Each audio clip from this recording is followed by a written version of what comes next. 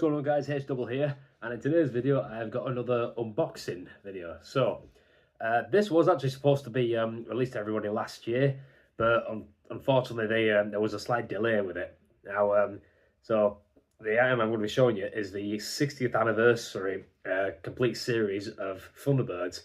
So the 60th anniversary was in fact last year, but due to some issues at Anderson Entertainment, they had to postpone the project. Anyway, it's here now, and well, they've even themed the box to have the Anderson Entertainment logo here, and of course Thunderbirds written on the side. Very neat. So I ain't gonna waste lots of more time. Let's just open this up and see what we've got inside.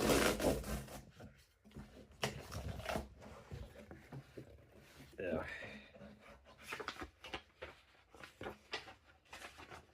That's just the invoice. Don't need to worry about that.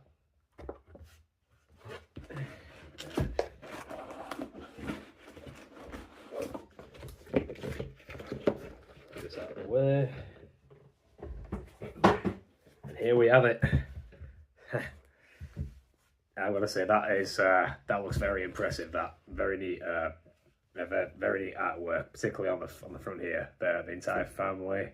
The Thunderbirds alongside, that is just amazing, is that? And we even have the hood on the back. Yeah. So yeah, you see a bit more detail into the artwork there. They've got well, all apart from Thunderbird 5. I thought that would be like in the corner somewhere, but I guess not. Oh, never mind. It's actually up here on the back along with the hood. Now, let's see what we've got in here. So we'll start with the usual. So that's the box with all the discs in, of course, and they've got some it's got some pretty neat artwork on here. So we have of course the mole down in the corner, which is one of the popular popular side vehicles that is always in Thunderbird 2 here.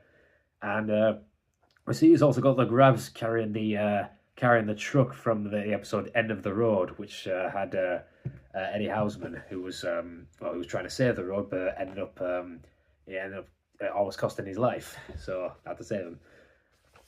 Let's just open it up here. I think I'm just gonna open the full thing, see what it actually looks like, and it does look really cool here. That looks absolutely incredible. That. Just one more here, and then oh yeah, there we go. I don't know if you can see the full thing here, but we have a few things. So we have the monorail. It was so we actually see it in 2 episodes. There's first appears in Pearls of Penelope, then of course Brink of Disaster, that was the automated one, of course, which nearly hit disaster. Yeah, then we have Thunderbird 1 here, and my personal favourite craft up here, which is known as the Fire Flash. Yeah, so there's just something about that aircraft that I was so fond of. Seeing it in the first episode, and then it making some more appearances in the later episodes. If you guys like seeing videos on Minecraft, I did actually build the Fire Flash in my Minecraft world. It is on my YouTube channel. It might take a bit of scrolling down, but you will eventually see it. And of course, we have all the Thunderbirds. 1, 2, 3 falls down here, and this aircraft up here. It's a little hard to see, but it's a fighter jet that was actually briefly seen in the first episode. It was one that was doing target practice. Interceptor 1, I think it was called. Yeah, it's a little sad that I know that, but it's just one of them. See now, this of course was one of the one of the magnetic recovery vehicles featured in the second episode, Pit of Peril. Yeah, of course the magnetic launchers to grab the sidewinder and pull it out of the pit that it fell in. And of course, last but not least, we have the classic Rolls Royce Fab 1 of Lady Penelope and Parker. In my opinion, they were probably the most popular characters throughout the series. They may not have been in every single episode, but let's face it, they were probably the one of the many reasons why a lot of women got into Thunderbirds at the time, because when Lady Penelope was on screen, she just stole the show. it was just amazing. Now let's actually have a look at the discs themselves. We see right here. So, cast discs 1 and 2. It's Scott and Virgil, Alan and Gordon, John and Jeff. Then just me. I think I already know who's on the bottom anyway, but yeah. Penelope and Parker, Brains in the Hood, and of course finally Kirano. Surprised it's well, I guess the only one missing there is Tintin, but then again they didn't. Well, I suppose they can only have so many discs in a collection like this. So that's that. Let's just move this to one side. Let's take a look at some of the other features. I'm really impressed with that. This is the episode guide, so I imagine it's very detailed. Just plenty of imagery. Looks it looks really good. They even take you through some of the backstories, and as you can see here, they even have they do also have the cast members, what they look like, and well, how they were back in the day, of course. Yeah, very neat. That's not entirely the full cast list either. There are some actually here that were only guest voices. So yeah. This guy here, this is Barry Gray, who was the composer for the Thunderbirds music. Legendary. And up here we even have Sylvia Anderson overlooking the Fab 1 model with Penelope and Parker aside. Of course, Sylvia, as many of you know, was Jerry Anderson's spouse at the time, but also the voice of Lady Penelope, and one of the key parts of how the series existed. It probably wouldn't even exist if it wasn't for this woman. Yeah, God rest her soul, like many others. Right, now here we go. So this is actually a better look at the aircraft. So this is what the Fireflies looked like. Yeah, absolutely amazing aircraft. It's I would say if well, who knows, maybe when we eventually get to the year 2060, if they do have an aircraft like that departing from London Heathrow Airport, that will be very impressive. I doubt it will ever happen, but it will be impressive. Yeah, and then of course there is several others along the way. Now there is now since I've actually got the episode guide up here, there are some. I might as well talk about what was probably my favourite episode at the time. I'll just I'll just need to see if I can find it first. So just bear with me a moment. Here we go. So this episode was known as the Mighty Atom. Now the reason why it was one of my favourites is because it was technically it was it started off as a natural disaster. It's something that could actually potentially happen, and well, in a sense, it actually already has happened. It's I guess you could say it was basically because obviously it was done before it. I mean, it was a bit like what happened at Chernobyl. Yeah, of course. The reason why I say it happened before is because obviously Chernobyl was back in 1986, and this was back in 1965. So the episode, of course, starts off as a flashback to a year before the Thunderbirds were operational. They had an atomic power plant, which was an irrigation project. So they combined atomic energy with seawater, which they pumped out into the deadlands of Australia to basically create a bit of land. So grass, trees, plants, all that kind of stuff, and it looked amazing. But unfortunately, because it was on the it was a bit of like a classified project. There was a lot of secrecy involved. Just so happens this fella made an appearance, and while he was trying to record some footage, he got caught. He had a gun with him, and he shot a gas pump, which caused a massive fire. The place had to be evacuated. The fire eventually got to the reactor, and bang!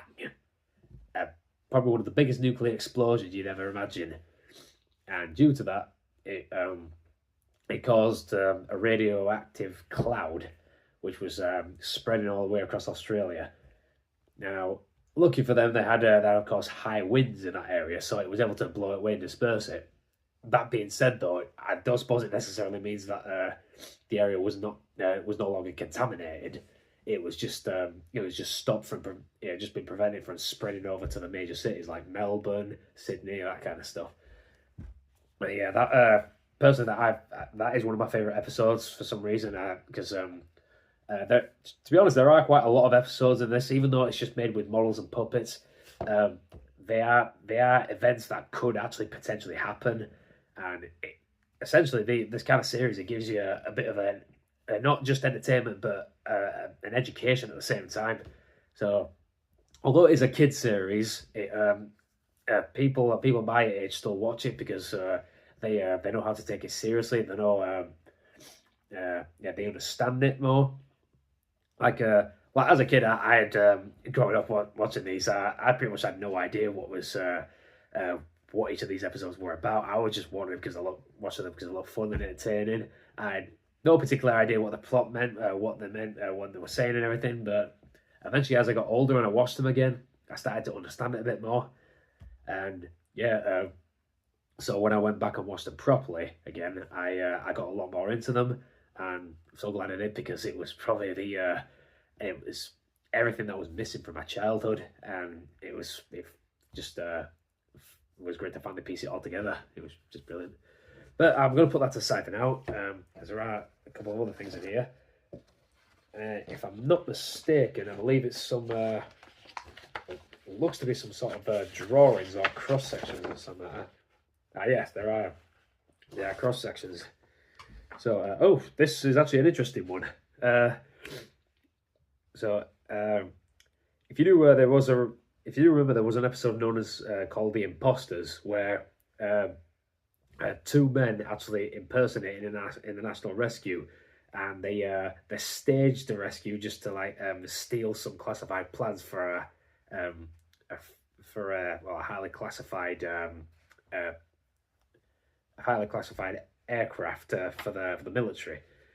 And throughout the episode, they came across this character known as Agent 47.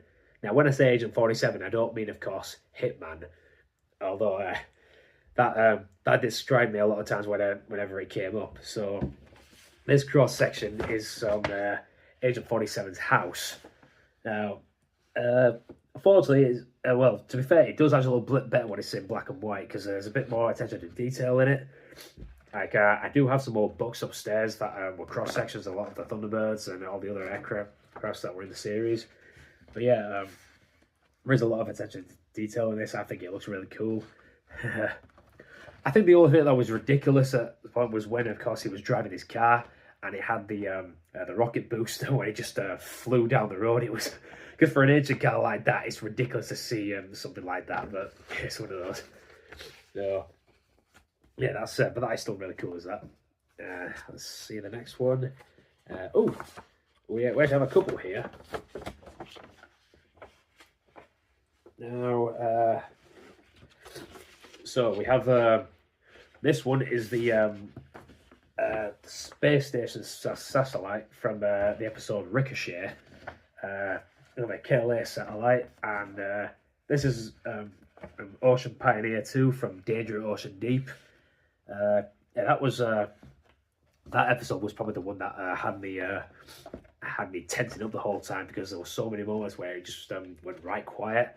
And right at the start of the episode, because they started with Ocean Pioneer 1, there was a point where the boat just basically exploded in the middle of the water, and because it was right quiet before it happened, it basically gave me a jump scare. So throughout the episode, I was tensing right up because it was just so intense to watch. Moving on, and here we go. Sorry, these are a bit difficult to open sometimes. We have three on this one. So we have the Jumping Jack Helijet, the Sky Master Helijet, and the Grain Houseman Tractor.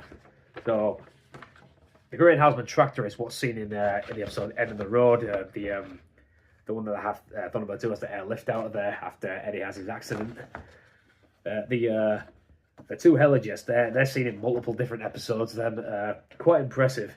It's a shame Heligers don't actually exist to this day. Oh, we've got helicopters.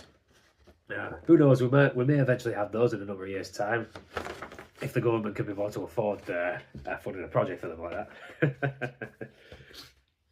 Right. Let's see what we got on the next one. Now these a lot of these are some of the HUD's vehicles. So I think all of these were used in the episode Desperate Intruder. So you have these well, actually all apart from one. You've got the buggy here. That was actually we only really saw that in I believe it was the Martian Invasion episode, where that was actually the last episode where we saw the HUD, because when it got to season 2, we never saw him again. It was only up until this one, the Martian Invasion, that we saw him. Then we have we have both the truck and the sub that was in it from Desperate Intruder. That sub was actually a neat little thing, because even though it was small, it was very deadly at the same time, and that makes sense, which I thought was really cool. Yeah, put that aside. And now we've got some well, this is probably not actually a cross section. I think it's more of just artwork. Yeah. So this is the Seascape rig, oil rig from Atlantic Inferno, which was the first episode in the season 2. So the reason I say season 2 is because even though the series was 32 episodes long, only 26 of those episodes were season 1, and then they had another 6 episodes for season 2. I'll get more into detail of that later, but yeah, so here's a look at it. And as you can see, down here, the bottom is where, of course, the observation rig went down with the 2 main members in it. They got trapped, so Thunderbird 4 was there at the rescue. See it?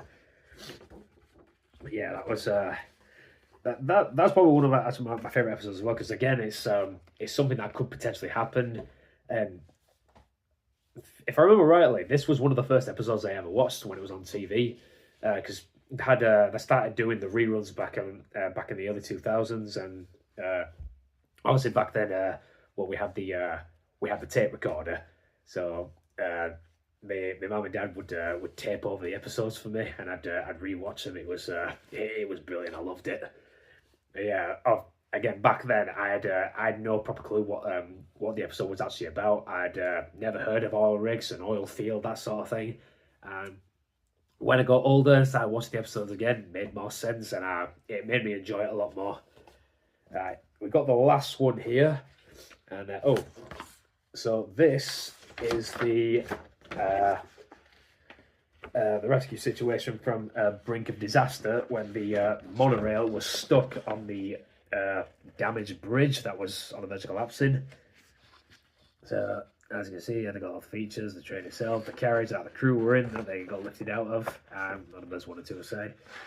Yeah, that is all. It's all really good stuff. That, and yeah, I think that's about it. I'm just gonna have a look at the episode again, because I believe at the end they do have some. Yeah, they have some features that I have not come across yet. Yes. So in the back pages, they do of course show some of the old merchandise that they had back in the day. Some of that looks really cool. And obviously, because this all came out in the '60s, I was never around back then. My dad, he was only about I think he was about 4 or 5 years old when the series first started. Yeah, it's saying that, but yeah, this. In a way, I guess I do kind of wish I grew up in those times, because I've had seen it for the TV on TV for the first time. Even though it was older and probably way crappier quality back then, I don't care. It looked, it just looked the hype and entertainment back then. It just must have felt so real and so good.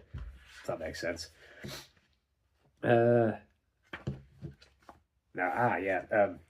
So these I haven't actually watched yet. I don't know if it was it might have been for the 50th anniversary they did it 10 years ago. They had they brought 3 anniversary episodes. I never actually got the chance to watch them. But, yeah, they've got some detail in them right here, which was well, I reckon at the time it must have been difficult. They must have found some old recordings for some of the voice actors because a lot of them had in fact already passed on at the time. So to do that, it must have been it must have been difficult. Then saying this at the same time, the first one is just called Introducing Thunderbirds. So I'm guessing it's more of a it was more of a like a they were more like documented episodes that weren't necessarily proper live features. They were, I suppose it was it must have just been like taking you back, if that makes sense. Here, oh, Abdominal Snowman, I know that. We have here stay-at-home robberies. All right. Well, there might be more to this than I thought. Yeah, it could just be one of them. But yeah, and restoration notes and then of course we have the man himself. This is so this man here. This is Jamie Anderson, who's Jerry Anderson's son. He's so he's basically taken over the well, he's basically continuing what his dad started. Hence why he's doing all this now. Whether he is doing some more actual live action projects or a series or anything like that, I don't actually know at the minute. As far as I'm aware, he's just remastering all of the old series and bringing them to life to our present, which I think is absolutely brilliant. Yeah, that's basically it. So yeah, there you have it, guys. The 60th anniversary of Thunderbirds. I hope you like this episode. Video, I would say. Feel free to like and subscribe, share this video if you want. If you do have a favorite episode of Thunderbirds, feel free to comment down below. Maybe say why you liked it, what you liked about it, who's your favorite character throughout the series, anything like that. I'll be more than happy to reply to it. But other than that, I hope you enjoyed this video, and I'll see you guys on the next one. Peace out, and until next time.